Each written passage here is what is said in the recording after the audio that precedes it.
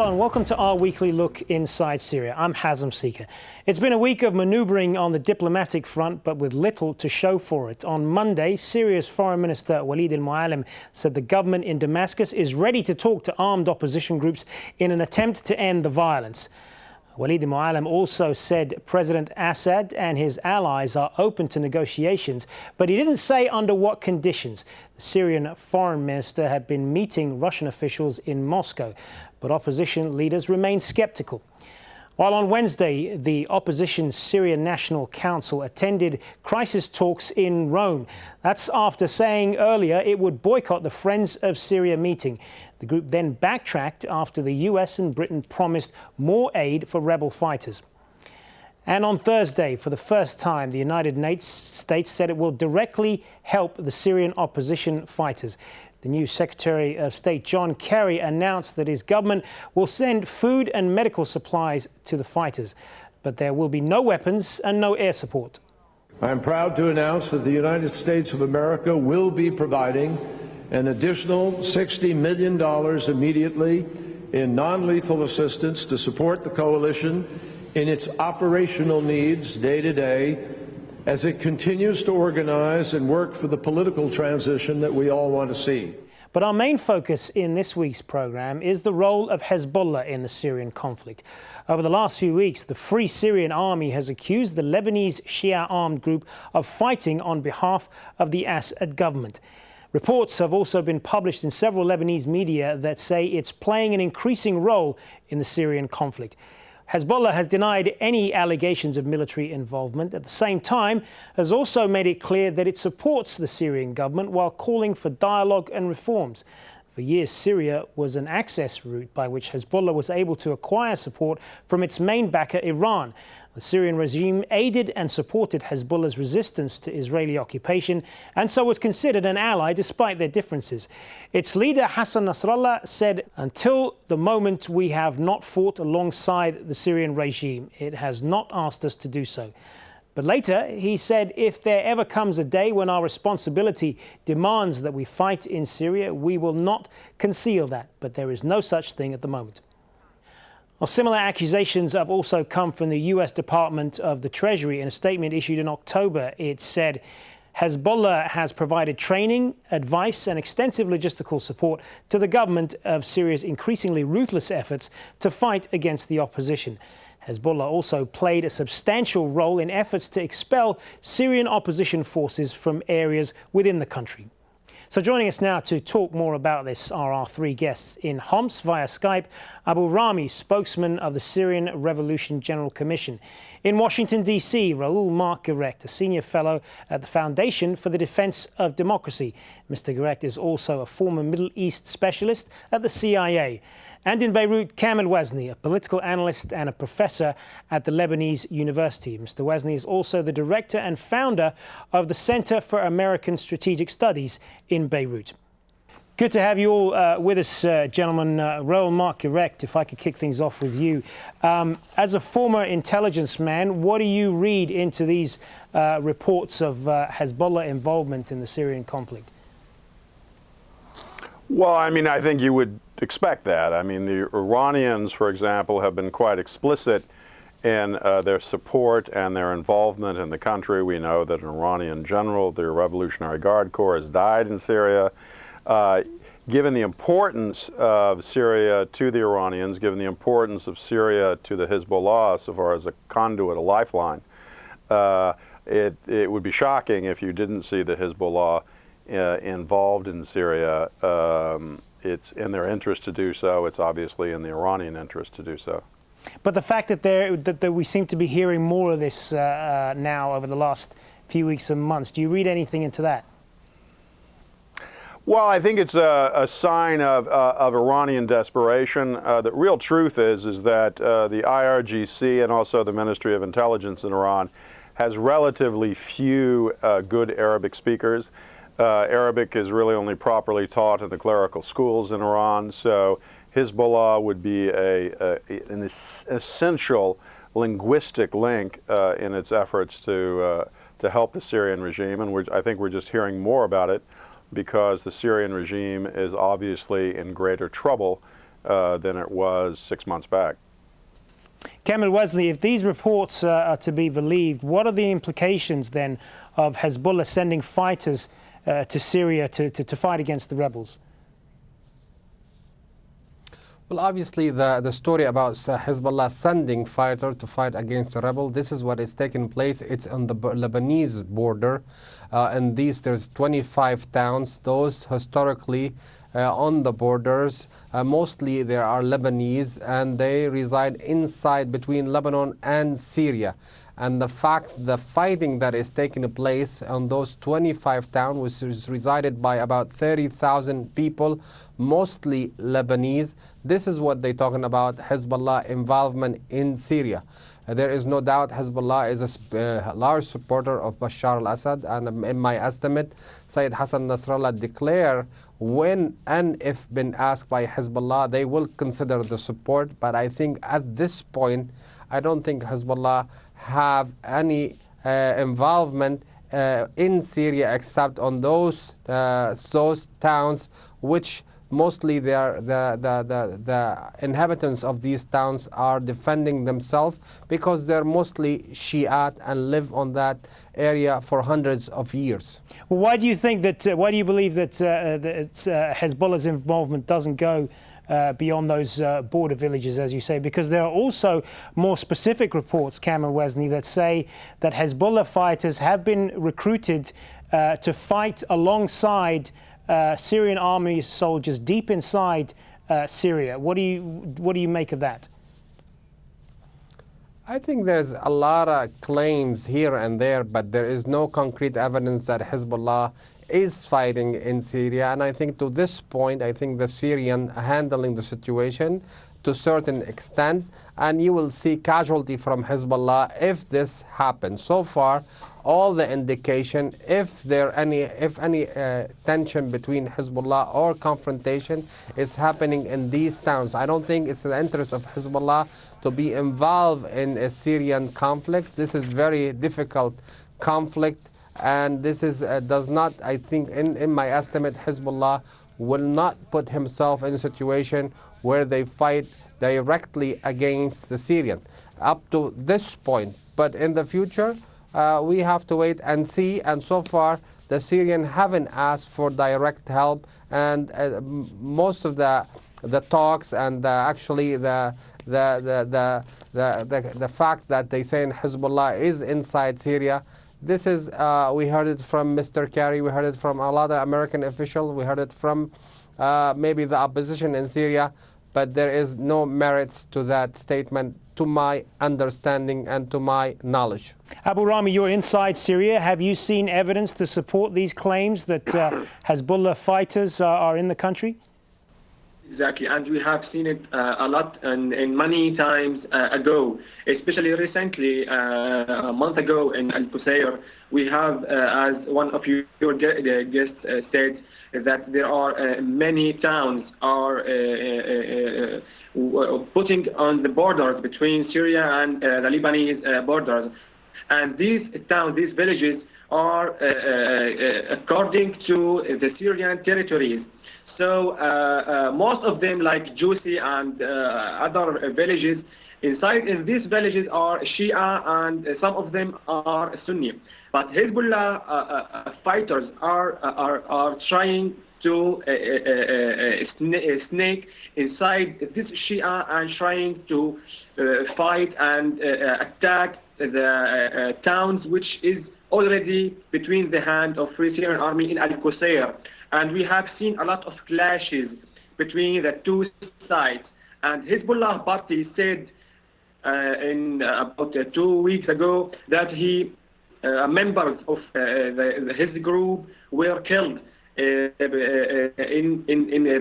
Lebanese borders. This is what means that there is already clashes between the two sides.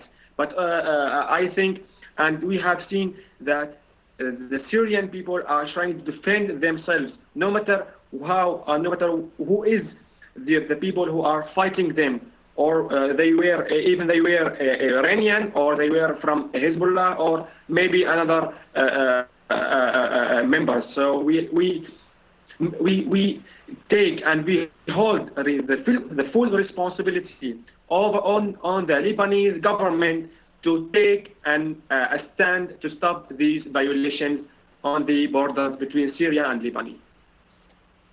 Reuel Marc Gerecht, Hezbollah is essentially a Lebanese resistance group. It is a partner in the Lebanese government. So to that extent, it has a stake in the stability of that country. So does it risk further stoking tensions then, the more involved it gets in trying to defend Assad's regime in Syria? Well, I think that Hezbollah's primary concern is to maintain its lifeline to Iran. Syria really is the only Arab ally of Iran. It's been essential as a conduit to the Hezbollah. It has been an important ally of the Hezbollah. So I think its primary loyalties are there and not to the Lebanese Sunni or Christian communities. So Hezbollah has a vested interest in seeing the Alawi continue to rule Syria. Whether they change their calculations later because of the predicament that the Alawis are now in, and if it appears that the Alawis are going down, which I think that would be a little bit premature at this point, you might see Hezbollah try to renegotiate itself. But I think it's fair to say that if the Sunnis triumph in Syria, the Hezbollah is going to be in a very, very difficult position inside of Lebanon. Well, let's talk a little bit more about that then with Kamel Wazne. If this regime falls, what will Hezbollah look like as an organization? Will it be a different organization? No, I think Hezbollah is determined to carry with his mission, with his objective. He claims that he's a Lebanese resistance. His purpose is to defend Lebanon against any Israeli incursion or attack. And I think Hezbollah will, as Sayyid Hassan Nasrallah said a couple days ago, he has all what it needs to continue that resistance movement. Obviously, if the calculation of the region change, this is not going to be good for Hezbollah, because Syria is a very major, important ally for Hezbollah and Iran. And obviously, any changes in the geographic area will affect, the organization in maybe in a way that probably they have to think differently about how they go about their positioning in Lebanon and the struggle that they have against Israel. I think, but it's too early to say if the Syrian regime will fall and Bashar al-Assad will leave power. I think this is what we heard just today, at least from the Kremlin. Maybe the situation started to look differently today, because maybe we could see a political maybe a solution for the situation in Syria. In my estimate, it's too early to predict how the Syrian situation will change before we can say what's going to happen to Hezbollah if the regime falls. The Syrian situation seems it's a long way to go before any solution can take place. All right, let's move on then to the talks in Rome earlier this week between U.S. Secretary of State John Kerry and the senior members of the Syrian National Coalition, the opposition group, and the Friends of Syria. John Kerry announcing that the United States has for the first time agreed to directly supply Syria's opposition with $60 million in non-lethal aid. And if I could turn to you on this, Abu Rami, I'm sure you welcome any and all aid that is given to your group, but surely $60 million is an insignificant amount for an opposition that is now expected to operate like a government in some parts of Syria. Yes, actually, we have heard many times about this kind of aid for our uprising. But if we want to talk about the kind of necessary assistance that we need, they are not the dollars or not the money in its means. We need some specific weapons to defend ourselves and to make the huge difference between the group of FSA and between the army of the Syrian regime. And recently, when in the coalition and in Rome, they said that they will send lethal weapons also to the Syrian revolution. This is an lethal weapon. What will be useful for us? I think it will not be useful for us. And also, this amount of dollars and amount of money are only useful for those people who are refugees now outside Syria. We already said that we need this kind of help, but in the other side, we need another kind of help to improve the movement of the FSA on the ground. We have heard a lot of news, and you know already that the Free Syrian Army is moving towards inside the capital of Damascus. The most parts of Aleppo are inside the hands of FSA, and the other parts of Syria, I think the final move will be by to improve them by these kind of weapons to end the battle for the Syrian people. Reuel Marc Gerecht, while this money is needed, is it likely to immediately change anything on the ground? No, I don't think so at all. And I think the administration is, talking this up because, as the president has made crystal clear in the past, he has no intention of supplying weaponry to the Syrian opposition. So this is simply another way to avoid that discussion and to give the suggestion that, in fact, the administration is doing something to aid the opposition while avoiding the much more problematic, difficult discussion about sending So this is something heavy really weaponry. more symbolic than anything else, in your view? Yes, absolutely. But does the United States risk further destabilization of Syria? Because, I mean, the thinking is that they are reluctant to provide any further aid because they don't want it falling into the wrong hands, namely some of these so-called jihadist groups. But the other fear is that there is a power vacuum that these groups are exploiting. Well, I think that's certainly true, but I think the administration's primary concern here is for the United States to stay out of another conflict in the Middle East, to essentially continue the American withdrawal from the Middle East. So I don't think whatever the death toll is now in Syria, whether it's 70,000, 100,000, or 150,000, I don't think that's going to make any change in the calculations of the president, who seems quite intent on not having the United States become a party to this conflict.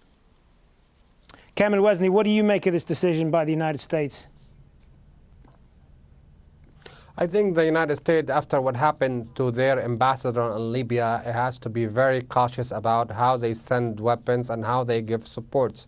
Obviously, I think there's a lot of Persian Gulf countries are doing the supply of weapon into Syria. We just the New York Times reported a couple days ago that one Arab country bought weapons from Croatia, and they were sent to Syria through Jordan. And there is report that there is a lot of training been supplied by Persian Gulf countries. I think the United States have to be, in my estimate, have to be cautious because they think there is a lot of terrorist group, especially Al-Nusra group, that the United States put it on its terrorist organization, and they are afraid that the Al-Nusra has the upper hand in Syria, and it's going to be problematic for the United States in the long run. Some people in the United States don't want to see Afghanistan or Somalia in Syria, probably like to see the end of the regime of Bashar al-Assad, but nobody wanted to see, I think, the emerging power of the Islamist or jihadists or Al-Qaeda, whatever you want to call them. I think the President of the United States is very cautious about that because he will be held responsible, as we saw the process with his first nominee for Secretary of State, which she has to withdraw her nomination because of the wrong statements on the assassination of the ambassador in Libya. I think a lot of people see Syria going into the disintegration, and that's very dangerous for the region. Maybe we hope that we see a political process that brings Syria back and find a way to bring the people together, because the battlefield does not solve any crisis. Actually, it continues destroying the country and the livelihood of the Syrian people. Let's move on now to the growing refugee crisis in Syria. The United Nations expected to announce this week that the number of Syrian refugees has passed 1 million. We'll talk more about that in just a moment. But here's the story of one man, in his own words, who fled from Syria last year and hopes to go back someday. I am Syrian writer Nihad Series from Aleppo. Noise, derived from the foul verb to make noise. The Silence and the Roar is talking about the life in a country ruled by dictator. Every dictator needs people to love him and to say that they love him. The difference between democratic leader or authority and dictatorship. Everyone knows that the revolution in Syria started very peacefully, but the killing insisted. No one wanted revolution in Syria, no one at all. But they were on streets because they were against killing, against violence. Of course, I have family in Aleppo, and I really worry about them.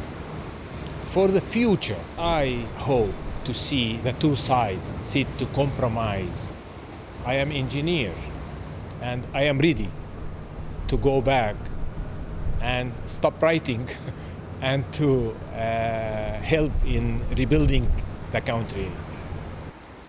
Abu Rami, as someone who is there on the ground in Syria, give us a sense then of just what the situation is like for Syrians and for those who have been forced to leave. Well, exactly like what we heard lately. His words was very true. What we are first came out in our uprising was against unfair and against killing, to stop killing. We were peacefully at the first time, but when we were shocked when we faced by live bullets and arrested people and etc. You know, then the revolution turned into a group of people carry weapons to defend themselves. Of course, I am talking to you now inside Homs city. Most of these people inside Homs now, they are refugees outside Homs, maybe in other cities or outside Syria. In general, we talked with them, and they said they are now in a bad situation out there, but they are likely to be like this, better than to live under the control of this dictatorial leader, Bashar al-Assad, and his rest of government. He considers Syria as a farm for he and his family. But now they are those people. They are likely to prepare. Just in the minute that we've got left, I'll give the last word to you, Reuel Marc Gerecht. The longer this conflict goes on and the people of Syria continue to suffer, doesn't that put more pressure on the United States to act? It does, but I mean, so far it has not been a politically losing position for the president to essentially ignore Syria. So I think things would have to get significantly worse in Syria before the president were to change his mind. All right. You have to remember, given his opposition, if he changes his mind, people are going to ask, why didn't you change it sooner? Thank you to all of our guests in Homs via Skype, Abu Rami in Washington, D.C., Reuel Marc Gerecht, and Beirut, Kamel Wazne. And thank you for joining us. Remember, Al Jazeera has extensive coverage of what's going on in Syria, not just on this program, but our on-the-hour news bulletins and online at aljazeera.com. I'm Hazem Sika. Thanks for joining us. The news is next.